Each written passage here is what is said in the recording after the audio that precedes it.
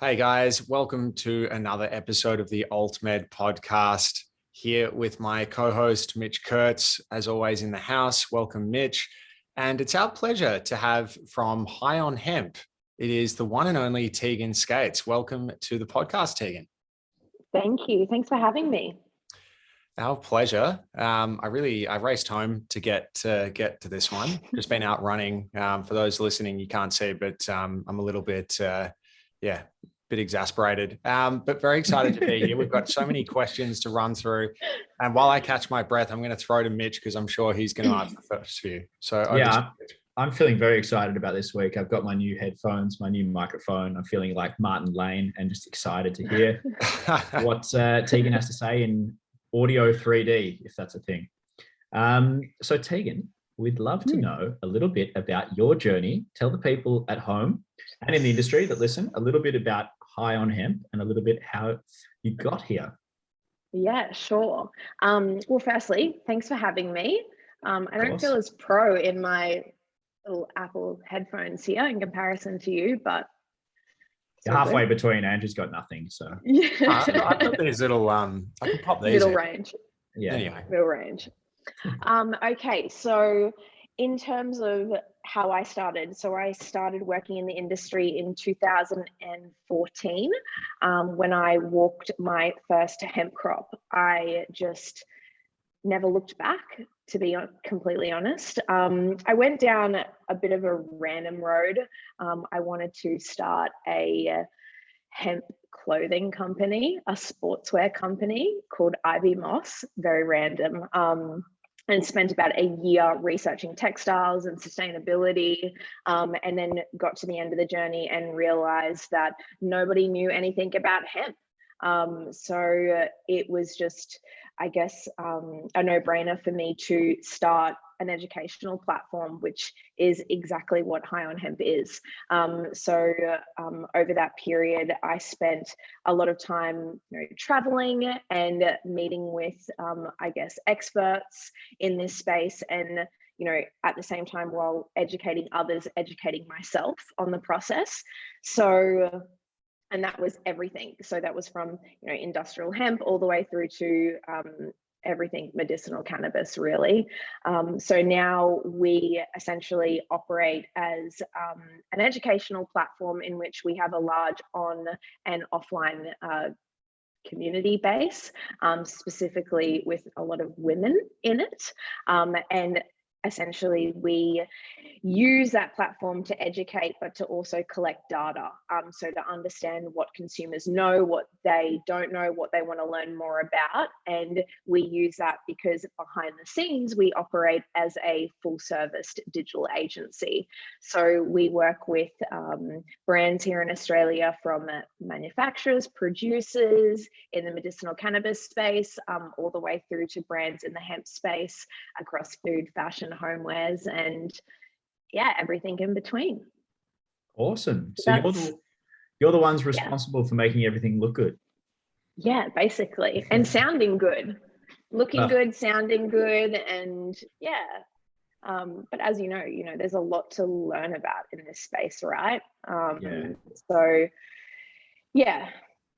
fantastic. So you kind of like, so as far as I understand it, you're a bit of a market intel for a lot of people operating in this space. So you're the sort of the go-to for what trends we're seeing, what people actually are using products for, what they want to know about cannabis and hemp. Is that a sort of fair characterization?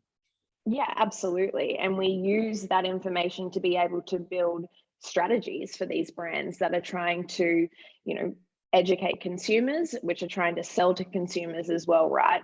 And also in having an educational platform, you find out about a lot of the, roadblocks that consumers are having, whether that's accessibility, affordability, specifically, in the medicinal cannabis space.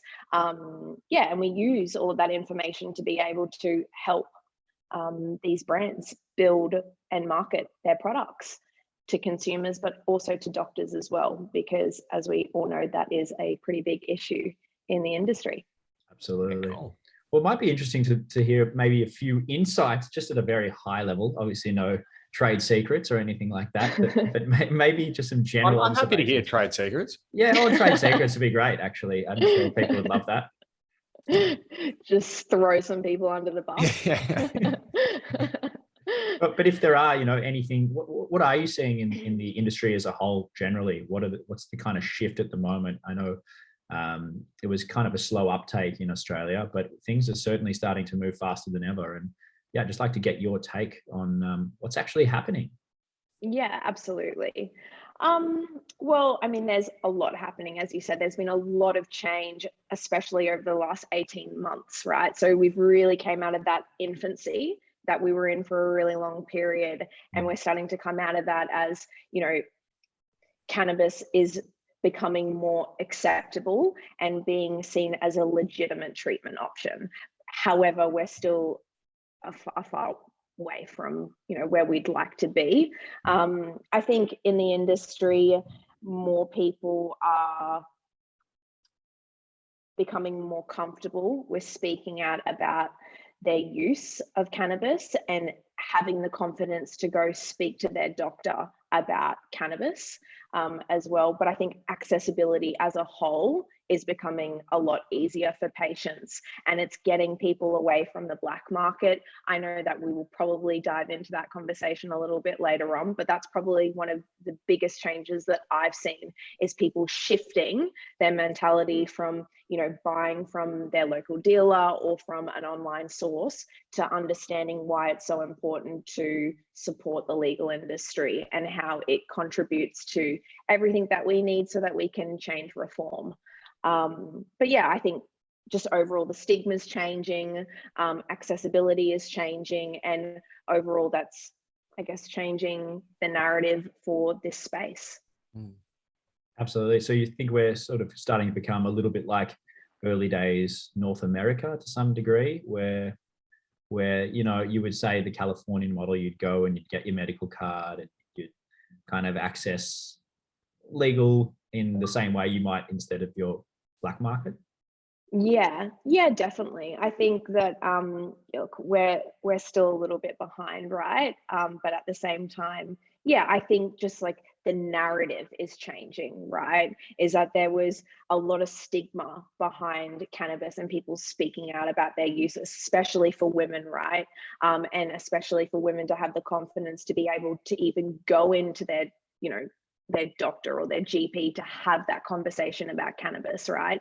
I mean, 2 years ago, I mean, even now, still sometimes I'm speaking with people that feel like they don't have the confidence to go and have that conversation with their doctor, that they're going to be judged or they're going to be stereotyped as a stoner, right? So they really depend on, educational portals like ours and I guess podcasts like these to be able to fill them with like the confidence that they need and the resources that they need so that they can feel that they can have that conversation with their doctor.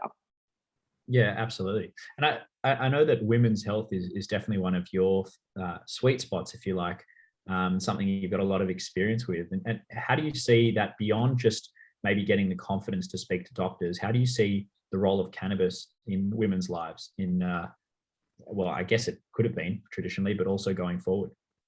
Yeah, absolutely. Well, it's just funny because, I mean, it's been a part of our bloodline for centuries, right? I mean, cannabis isn't new news to women. I mean, people, Queen Victoria was using it for when she was having painful periods, right? I think that obviously, once again, the stigma holds a lot of women back from using it, but also as well is that I think that overall people are just becoming more confident in speaking about conversations that have been super taboo. So like, painful sex, like painful periods, all of these conversations that people weren't, I guess, having out loud, and cannabis kind of falls into that, and how cannabis is playing a role in helping women that have painful periods, that have experienced painful sex because of their symptoms or situation that they deal with. For example, a space that we concentrate on and we have a lot of following in is the endometriosis community.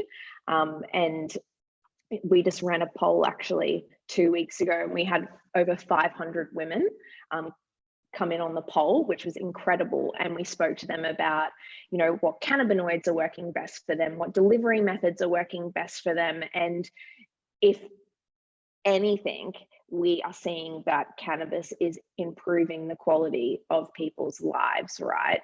Not just their symptoms, because these women, it's one thing to say, okay, it's a painful period, right? Or it's just, you know, that time of the month that they're struggling. Like, some of these women can't get out of bed on a daily basis. They can't socialize. They can't do some of the simplest tasks that healthy people take for granted.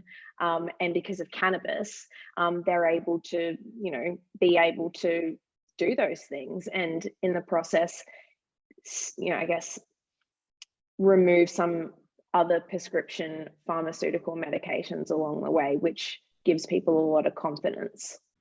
Yeah, I didn't really notice this. I mean, you know, it's just ignorance on my part, but this part of the community in terms of endometriosis, until I really was in the cannabis space, especially in the CBD space. And I kept seeing these Instagram accounts with women. There's like this endo warrior hashtag, I think, and there's people that dedicate these Instagram profiles to talking about their story with endometriosis. And there seems to be this link between cannabis and endometriosis that I keep seeing on a lot of, or, you know, this kind of, I won't call it a motif, but this cross section between the two. And yeah, that's how I never knew about endometriosis until, you know, more recently in the last kind of 5-6 years. So. Yeah. Well, and I think it's, you know, it's new to everyone, right? I mean, I was completely naive to it, considering 1 in 10 women have endometriosis. And I think as well that a lot of people don't realize is that it can take up to 15 years for someone to be diagnosed with endometriosis. So the only way you can have a diagnosis is through surgery, which is just wild. And there's a lot of, it's wild. There's, you know, not enough research in this space. You know, just like anything cannabis related, we're, you know, always working on anecdotal information. However, there is, you know, researchers doing more and more in this space. There's been conversations around THC mitigating the cells that attribute to the growth of endometriosis. I don't want to dive too much into that because I'm not a doctor or a researcher, but I think there is definitely a space for cannabis in the endometriosis space as another tool for them to use, right? In combination with other pharmaceutical prescriptions, or by itself. Because I don't want to rule out other pharmaceuticals, because that's one of my biggest pet hates in the cannabis industry, is that there's this like all or nothing narrative when it comes to cannabis. Like, for some people, cannabis just doesn't sit well with them. It doesn't work for them. And we know that by, you know, things that we've seen individuals go through, right? And I just think it's really important to know that it's not for everyone. It can work for you, or in combination with other pharmaceutical drugs, which is why it's so important for people to go to legal. Absolutely. Well, that's a good segue for Black Market. And I'm just putting this here as a placeholder. I'm going to talk to you after that about, I guess, just the future direction of the market with all of your intel and insights, because I was having a conversation with someone today about how, you know, S3 for some people is the end game, but I don't see it that way. But we'll get to that in a second. I want to first talk about Black Market. So Black Market medicinal cannabis, we know the reasons why people have traditionally looked to the Black Market to help them with their medicinal cannabis needs. I mean, prior to 2016 or whenever Victoria legalized, that was often, you know, one of the only ways people could get it. So people who use from the black market cite affordability, they cite lots of different reasons, but you're obviously an ardent supporter of legal medicinal cannabis use. Can you just share it with us, maybe why you hold that position, what the dangers are in your eyes of black market products, some of the stories maybe that you've seen of people having adverse outcomes using black market products as well? Yeah, absolutely. Well, I think overall, the legal route has been, I guess, crowned as this like laborious process, right? And that it's really difficult for people to access. And at one time it was. And that's why people have gone to the black market and people have been using cannabis illegally for years and years and years here in Australia, right? However, what we've seen over the last couple of years is a lot of individuals coming into this industry with no knowledge of what they're selling, because they are essentially importing product from overseas, which means that they haven't walked these labs, they haven't walked these processing facilities, they haven't walked the farms where this product is grown from, right? And they're importing it over to Australia and selling it to people that they have no understanding of, I guess, their medical history, right? And at the end of the day, if you're not a doctor, you should not be selling a product which is a prescription product to another person. Well, it's prescription in Australia. I mean, I'll play devil's advocate here. Some of them might argue, well, you know what? It's got a low safety profile. It's just a CBD oil. Why do I need to even have a doctor? Now, that's of course low risk profile. What's that? Low risk profile, high safety profile. Is that different? Yeah, to a low safety profile, you'd say. Just correcting that part for the listeners. So, low risk, high safety. Is that? Yeah. I'm with you. Yeah.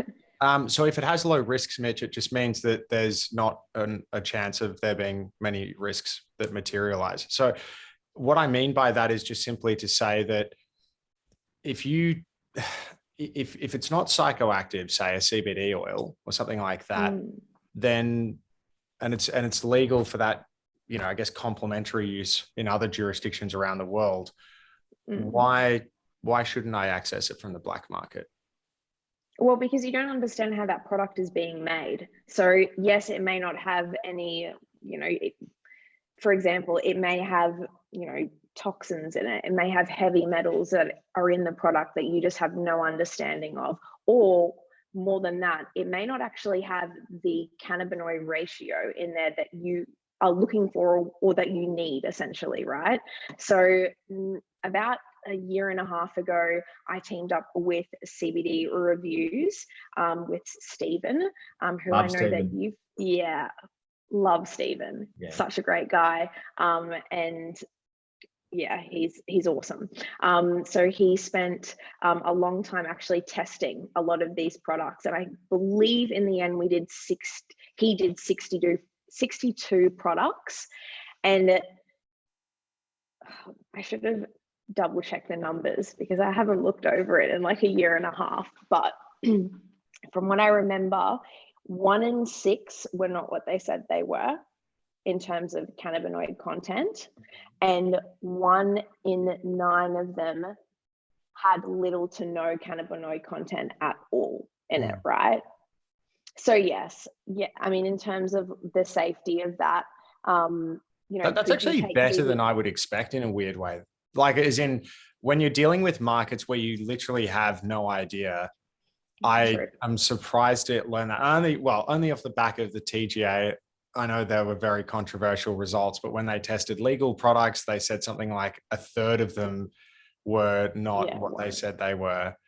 But I think the issue with black market though as well is just the types of people that are, I guess, engaged in it. I know there's people who do wonderful work in that space who have been there longer than it's been legalized, and I don't want to knock on any of those people, but you've also seen organized crime, all these types of people coming to, online CBD and that sort of thing. And it really does in a lot of instances seem like it's just there's a quick buck to be made. Is that sort of your experience as well? Absolutely. And that's what makes their marketing so predatory, right? Is that they are the ones who are spreading the, I guess, lies to a certain degree that accessing cannabis is so difficult that you need us. You need to buy products from us because you're not going to get it from the legal market, and it's so expensive that you'll never be able to afford it, even though if people actually knew the amount of money that they were paying for these products and importing them up at and then selling it at a premium, because that is the biggest issue, is that more often than not, the CBD prices on the black market are on par with the legal. I agree. Like when you break down the milligrams per the milligrams per milliliter, more often than not, we did a study on it, a case study on it.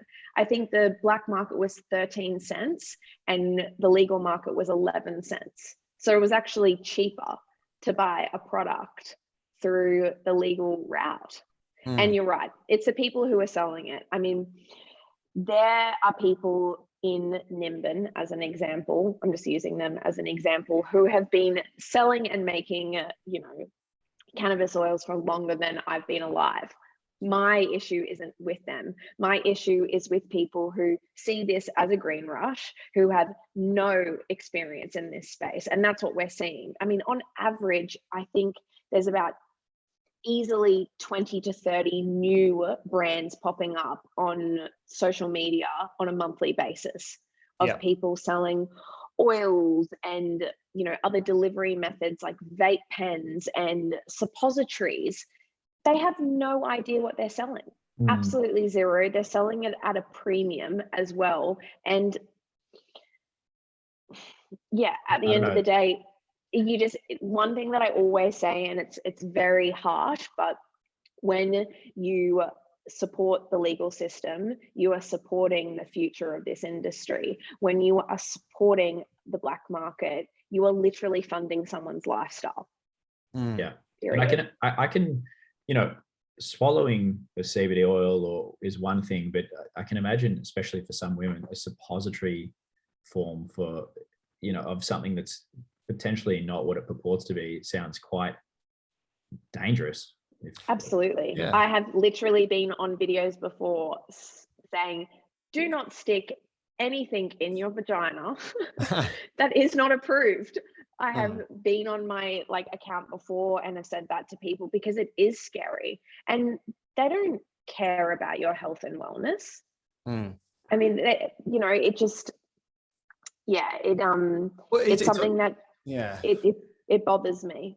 Well, I'm thinking also about the fact, and I know that, for a lot of our listeners that would be understandably uninitiated with regard to what the relevant standard is, but basically the regulator has what's called TGO 93 for those listening, which is it follows European quality standards for medicinal cannabis, and it sets sort of maximum thresholds for some pretty dangerous stuff that you just wouldn't want in your oil, like foreign matter, toxins, these sorts of things. So if you are getting from the black market, that is a product that isn't required to meet that TGO 93 Australian quality standard.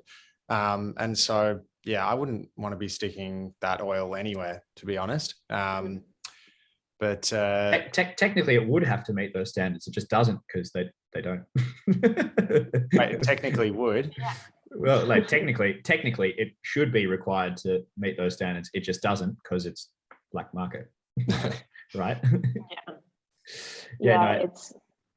It's pretty vicious out there in terms of, as I said, it is quite predatory, the marketing tactics that these people use. And, they are the ones that are educating people freely, right? Because as we know, given, the space from a legal point of view, it's very, very slim in regards to the resources and the education that legal companies can do, right? In terms of educating directly to the consumer, because it is a prescription product.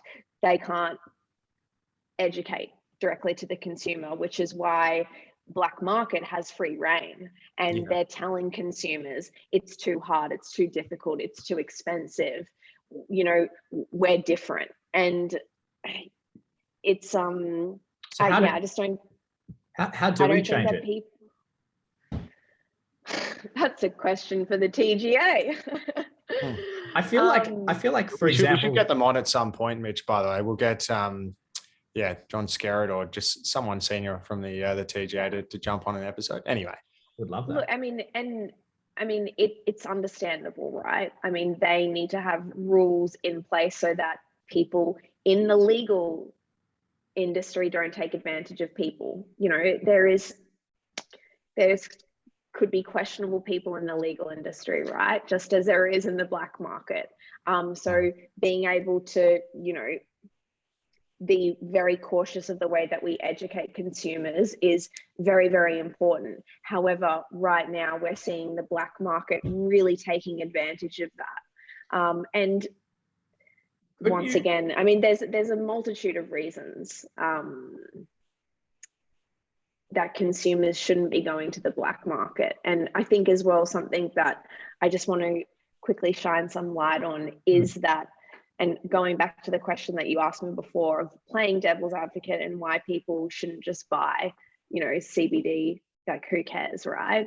Is that drug to drug interaction is so important, right? And most people who are taking cannabis are taking other prescription medication, and understanding how that works with your antidepressants, or, you know, whether you're taking heart medication or whatever that may be, sitting down and having a conversation with your doctor and understanding how that's going to interact is super important.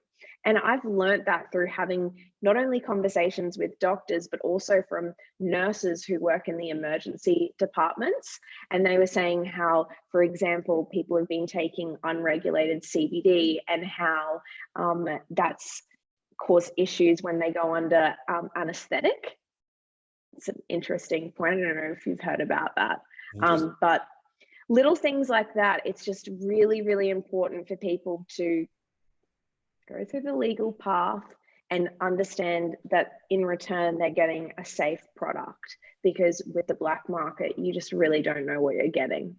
Yeah. And I guess we're totally in support of that. And we are just playing a little bit devil's advocate here. But at the same time, if you're the black market taking advantage of, say, Instagram sales of cannabis, could you not also brandish them with the same kind of image of pushing and dispersing knowledge of especially things like CBD oil, which, you know, does have a lower risk profile if it is that. But in general, I feel like CBD has gotten this huge social media kind of push from the masses, which has really raised the awareness of cannabis and also pushed for it potentially in some ways to be legalized.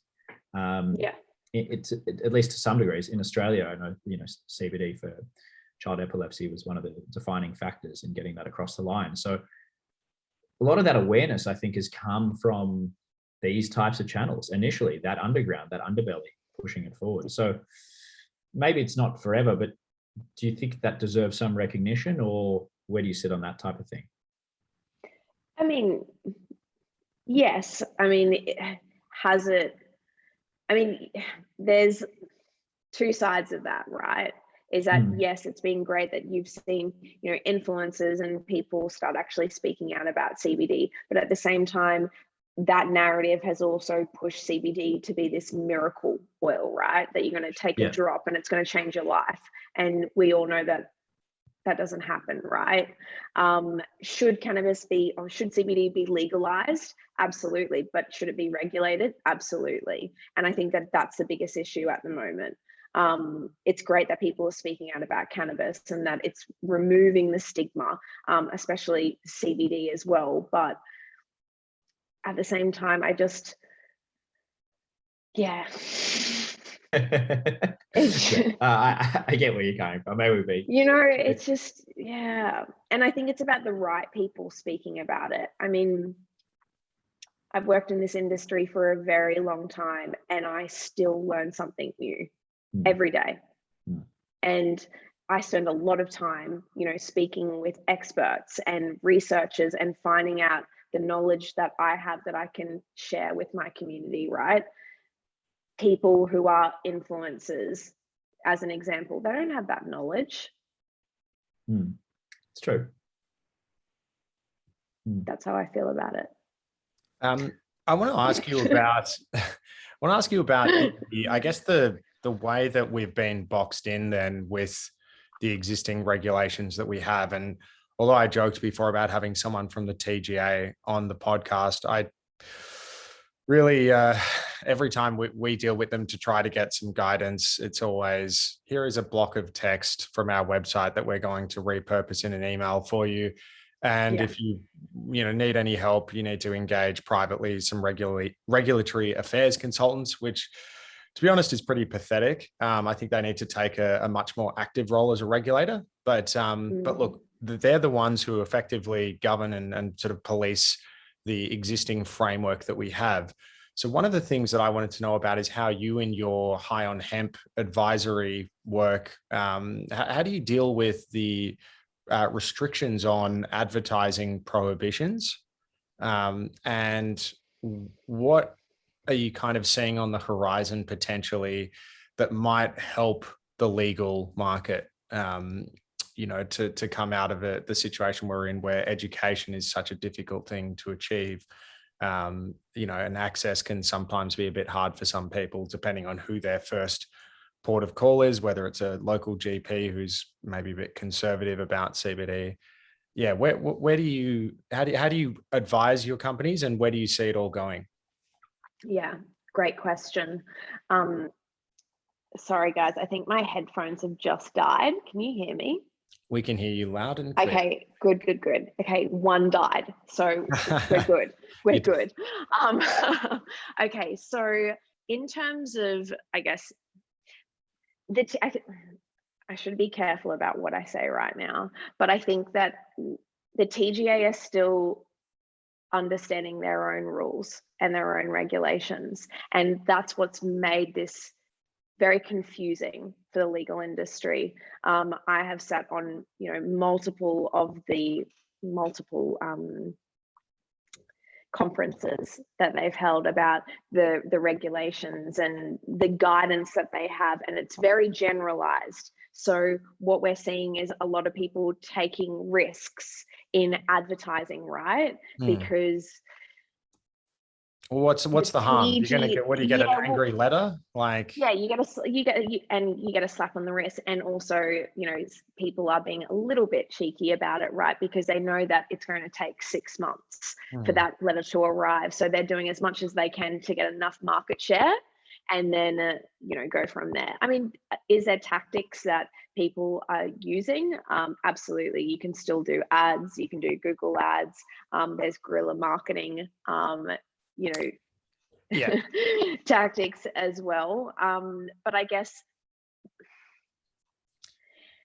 there's clients that like to play by the rules, and then there's others that like to color outside of the box, as I like to say. So I guess when we come in and we consult with clients, we use our history of what we've done with previous clientele and to see what's worked and what hasn't, right? And what has also been a red zone for the TGA, and where we've, had difficulties, and then also but also worked on strategies that have been in the clear of the TGA, if that makes sense. Yeah.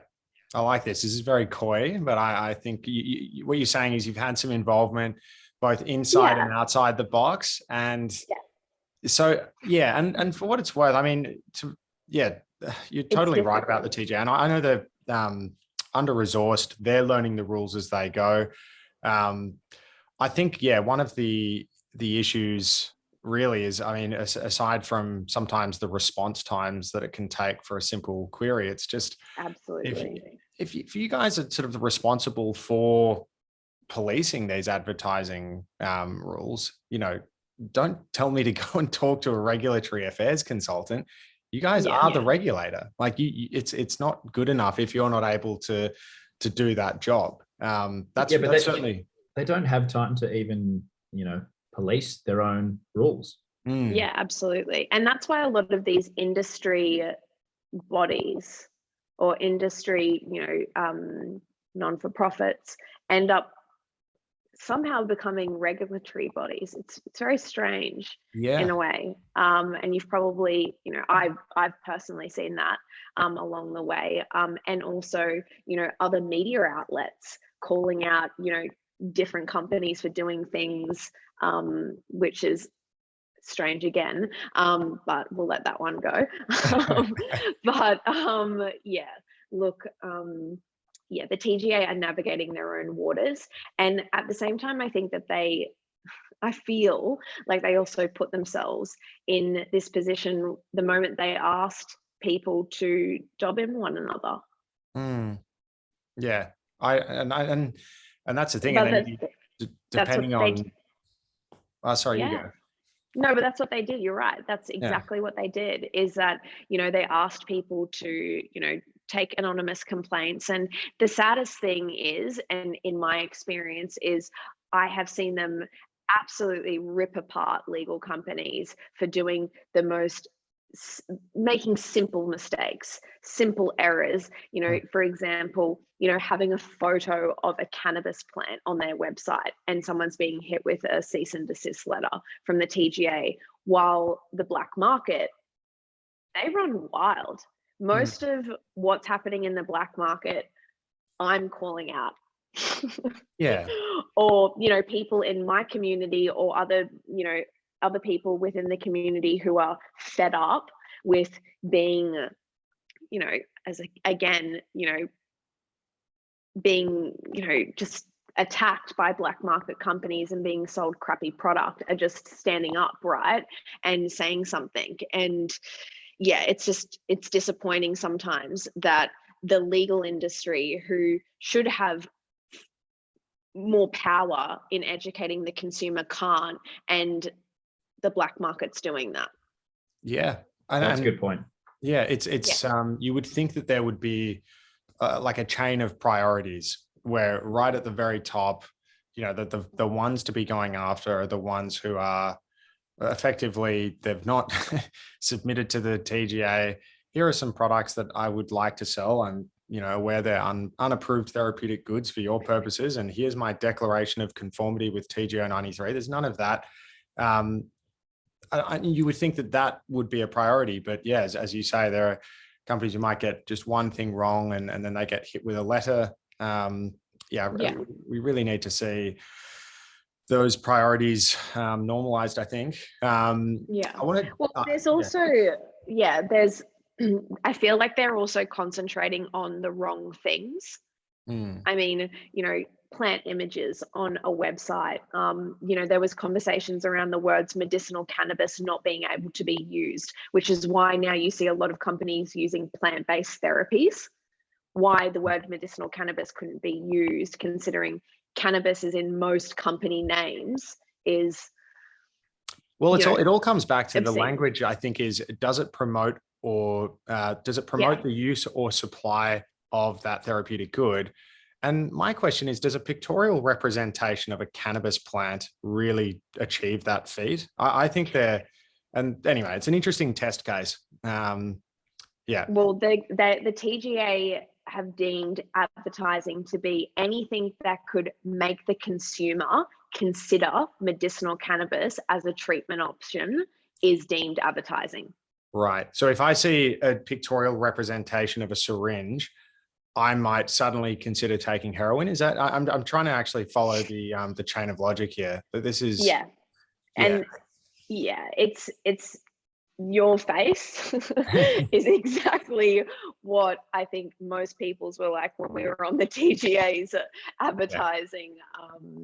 Some people think I just got back from a run, but I'm actually just deeply embarrassed about some of the positions that the TGA takes. I have been this whole time we've been talking. Haven't gone for a run in years. I was going to ask you about S3 over the counter. So obviously it's kind of framed around this holy grail moment in the industry when people won't need a doctor's intervention in order to access high CBD products. So 98% or more CBD for those who are wondering. What's your take on this? Do you feel like it is the game changer that some people think it's going to be, or is it a stepping stone to something else that you want to tell us about? Like, how do you see it all? Yeah, look, to be honest, I haven't really thought much about it. Probably a bad answer to give, but yes, I think that it is a stepping stone. I think that it's better than, I guess, there's a lot of questions around it being researched, right? And making sure that at the end of the day, I'm for the consumer, and I'm always about the consumer and making sure that whatever product goes to market is being sold to them, knowing that this is going to help them and this is going to work for them. So I think that if they can get it right, then I'm all in support of it. But at the same time, I still feel like there should be that doctor element there just in the beginning. I don't know. That's my point of view. What about, okay, I'm going to throw something else at you just because we've got you in a bit of the hot seat situation. I will let you jump into the question, Mitch. Do you think that even for like Schedule 8s, like THC, for example, dominant medicine, do you think that because you see that the process to have an over-the-counter is that the company that wants to provide that has to put that particular dose, subject to all the TGA parameters, 150 milligram maximum a day, all that sort of stuff. They have to put that through a clinical trial to demonstrate safety, quality, efficacy, all of that. Do you think that there should be a way in which a consumer or a patient rather can just give informed consent? And when I say informed consent, I mean, they might not, that particular product might not have been through all of those trials. But if a patient is aware of the risks, if they're told that, well, this is a THC dominant oil, or maybe it's a 1-to-1 CBD THC, this will have psychoactive properties that affect your, do you think that should be sufficient to enable somebody to access it without seeing a doctor? Or do you still think that for certain types of medicinal cannabis, they have to have that doctor there? I think it's dependent on their condition. I think that's something that is incredibly important. If you're using it in just a adult use sense, then I think that's a completely different conversation. But I think when you're dealing absolutely. But at the same time, I mean, people don't understand ratios. They don't understand cannabis. I mean, we're sitting on this conversation when we're speaking like that this is normal. This isn't normal for most people, right? They don't understand the ins and outs of it. And that was probably the most concerning thing about, the S3 product and it being a low dose, and, getting people to understand that process of understanding that, hey, this may not work for you, which is why maybe it is best that you go and see your doctor, right? I'm still learning. And have that absolutely. In fact, on this call, I just learned the ins and outs of suppositories, but pardon the pun. But no, I am, every single time I talk to someone in the industry, I pick up new information. So yeah, it's easy to assume a level of knowledge, isn't it? Yeah, absolutely. And that's where having a community keeps me very grounded. And nothing keeps me more humble than this, because there is so many people out there that just don't have that knowledge, right? And don't understand the things that we know. But yes, and maybe they belong to a bikie gang, and maybe they sell CBD oil on the internet. No, I'm just speculating here. See, that was what frustrated me about, and that's probably why I've got a little bit of a issue with the TGA at the moment, is that person who I'm not going to even give energy must not to. Be named. Yeah, Voldemort. VoldemortCBD.com.au. That is so funny. I mean, that individual, for example, it didn't matter that he was selling CBD. He was doing what everyone else is doing, but it was the fact that that person said that his product was TGA approved. That's a big one. That is the issue. That was the only issue, might I just add, in that whole scenario, is that I don't care that you're selling CBD. You and all the other people who are selling it, that's, I can't do much about that. But when you go and tell people that your product is TGA approved, that is a concern. The only company that can say that is Sativex, I'm pretty sure. Exactly. Yeah. And the fact that I had to take on this individual for saying that, and to this day, I do not believe the TGA has ever contacted him about that. They're probably scared, in fairness. Bikie gang. They don't have big kahunas like you, Tegan. So I don't know. It is. Well, it's just. I mean, it just. I don't know. I just that to me was, again, a bit backwards, right? Is that we can worry about an image of a plant. God, everyone from the TGA is going to hate me after this conversation. No, I've been, whacking the TGA a little bit on this. So we're on I think a level playing field. And again, I'd like to extend the invite to any listeners from the TGA to join the podcast. Please don't repeat recycled slabs of text from your medicinal cannabis portal on your website. We're not interested in that. Please don't tell us to go and speak to a regulatory affairs consultant.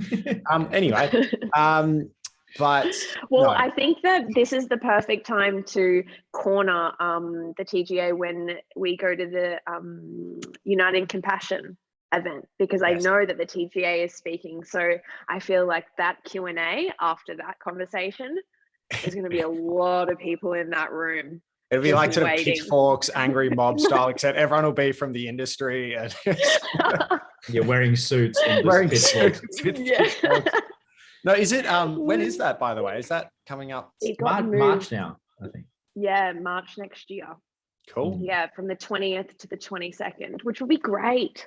Mitch, you'll need to bring your mic. We'll do a little live United in Compassion. I don't know if I can fit the mic in next to my pitchfork though. Maybe I can get additional baggage. I need a half mic, half pitchfork. Kind of like a spork or whatever they're called. But yeah, no, it'll be interesting to see a bunch of people in suits yelling at people in suits about cannabis. It's still some things in this industry still make me laugh, like the fact that I actually can't say the names of products, but the fact that you've got doctors now saying, to their patient, maybe you should try insert name of traditional cannabis strain, which is just ridiculous to hear coming out of a doctor's mouth, for example. Like I don't want to say them for fear of them actually being a product, but no, it's a strain. Is it a product if it's just a strain name? Like, are you talking about, I'll be fearless here. So if you go to your doctor, you're like, I'm just having a really tough time with some chronic nerve pain, and the doctor's like, I know exactly what you need. You need OG Kush. It's just that gets me like thinking about that scenario. You need Moby Dick. That would be the perfect strain for you. And it's just like thanks, doc. Yeah. I've been looking for Moby and don't Dick forget to get a Volcano, because you're going to need that for the vaping. Yeah, that's just $900. Yeah, but they are good though, I have to say. They are. Yeah. So I've heard. No, I've actually tried it. I'm not ashamed.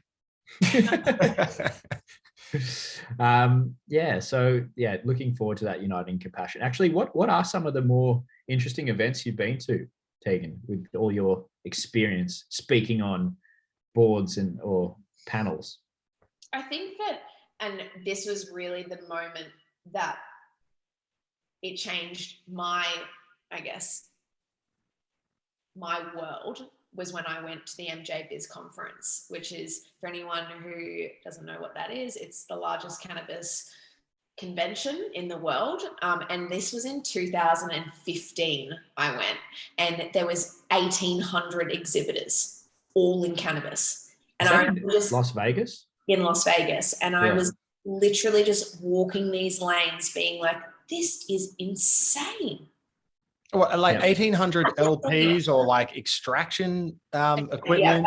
People like about 40% of it was just like extraction, like infrastructure and the machinery, and then the other half was everything from marketing, legal, products, anything that you can think of. And that was really the turning point for me, that I was just like, wow.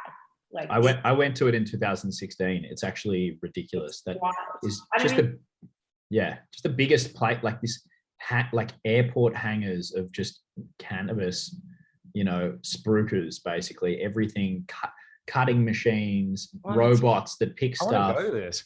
Yeah. Oh, it's awesome. It's wild. And, at this time, hemp for human consumption wasn't even legal. Yeah. And I remember just walking around being like, this is the future. Like, this is, and that was when I really started to get invested into delivery methods, because I, again, was super naive. I just thought that cannabis was like smoking a joint or ripping a bong, which is what most people in Australia think of when they think of cannabis. And that was the first time that I ever experienced a transdermal patch. And I was just like, wow, like popping this transdermal patch on, it was microdosing me CBD throughout the day whilst I was, walking around the MJBiz Conference, and it was incredible. And that's when I learned about suppositories and bath salts and all of these incredible products that I just can't wait to see in Australia, because I'm just. And even then, if you think about that being 6 years ago, I know that we've come a way in Australia, but we must be still so far off that point in time in the US in 2015. Yeah, absolutely. Like we've carved a different pathway, but there's just so much potential here in Australia to do some really cool and exciting stuff. I know there's obviously people in the industry who would say that we are, and there's some interesting stuff going on, but I feel like we need to, there are levels beyond where we are that we need to get to. Absolutely. And that's frustrating for people, like us that have seen that and experienced that, and want to be able to give that to Australians, right? But we are in the process of going through, this period. And, that's once again why I always tell people, it's like, the more people that go through the legal system, the more data, the more research that we can collect, so that we can take that information to change reform, to legalize, to be able to kind of move this process along faster. But look, my fingers are crossed that we make some bigger moves in the next 12 to 18 months, especially when it comes to delivery methods, and just education overall. Like you said, with like doctors talking about like strains, being like, here's an indica or a sativa, and it's like, forget those names. Let's just concentrate on ratios. Let's concentrate on like terpenes. Like, yeah. I'm like hearing you say that. I'm imagining a doctor could do quite well if they set up a clinic on site at a cultivation facility where they could just literally fetch it from the farm and just be like, yeah, this is what I think you need. Anyway, that's a dream. Sorry, that's me thinking outside the box. Totally illegal, I'm sure. It'd be like 50 regulators who'd be very interested in that kind of activity. You're probably going to reply from the TGA in 3 days. I've been placed to the front of the queue. You go from 6 months to probably 3 months. Oh, lots of TGA whacking on this call. A lot of drive-bys, but anyway, I'm sure we'll give them the right of reply and they won't take us up on the offer. Before I go, Mitch, did you have any more questions? I feel like we'll be checking in with Tegan again if she'll allow us to have her on the program again. But any final queries from you? Well, I think it's very apt. I think Tegan's a great person to speak to about our usual question that we like to finish with, which is legalization. If you think it's going to happen in Australia, when? Will it be both CBD and THC? Will we get ever close to that kind of American model, or will we be maybe more like Europe? What are your thoughts? This is such a hard question to answer. Yeah. Do I believe legalization will happen? Absolutely. When? I don't know. THC as well? Yeah, I want to believe so. when? Like 3 to 5 years more. Well, you reckon that soon? I think that, it's more so how it will happen. I don't know if dispensaries will exist in Australia. That's for me is the biggest thing, is how it's going to happen. Well, I mean, you've already got adult use in Canberra. In ACT. So it's not. Yeah, but that whole thing's very backwards. It's like, yeah, you can grow plants in your house and you can do this. However, it's actually illegal to buy cannabis seeds. Yeah, that's the New Zealand model, where they have to just fall out of the sky and you can grow them if they're there somehow. Yeah, it's like, okay, right, interesting. It's also the Dutch model, where you're not allowed to grow cannabis, but you can sell it. Right. In coffee shops. So there's a few places like that have seemingly contradictory. Or backwards. Yeah. Well. Yeah. Look, I just don't know. I really don't know. All right, CBD. Yeah, I think CBD is definitely in 3 years. I hope it's in 3 years. Yeah, I think there's a few people hoping for that. We're actually hoping. We're actually hoping for if it has to go this way, everything other than THC rather than CBD, if that makes sense. Yeah, any non-psychoactive compounds in the plant, I think, should be, made available with very minimal access barriers, if any. Anyway, that's my 2 cents. And I think that's what we've all been hoping for, but it needs to be regulated. And that's one thing that I don't think it should be free reign. Yeah. I don't think anyone and everyone should be able to sell it. I think that it has to be regulated to a certain degree. Yeah, and I've always been a fan of the idea of TGO 93 being a good benchmark of quality standards. But we had Peter Crock from Can Group, obviously a huge industry player, and he leans more toward having a mandatory requirement for GMP for both imported products and products made here, which already is the case. So there's differing ideas around how regulated products should be.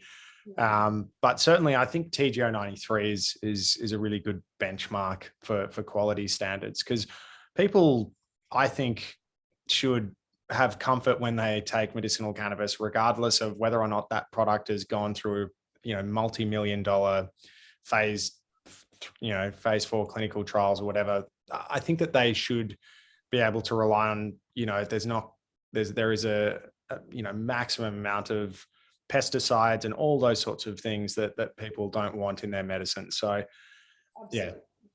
Yeah, absolutely. Look, and I think there's another conversation to be had for home grows. Yeah. I think that they're all well and good.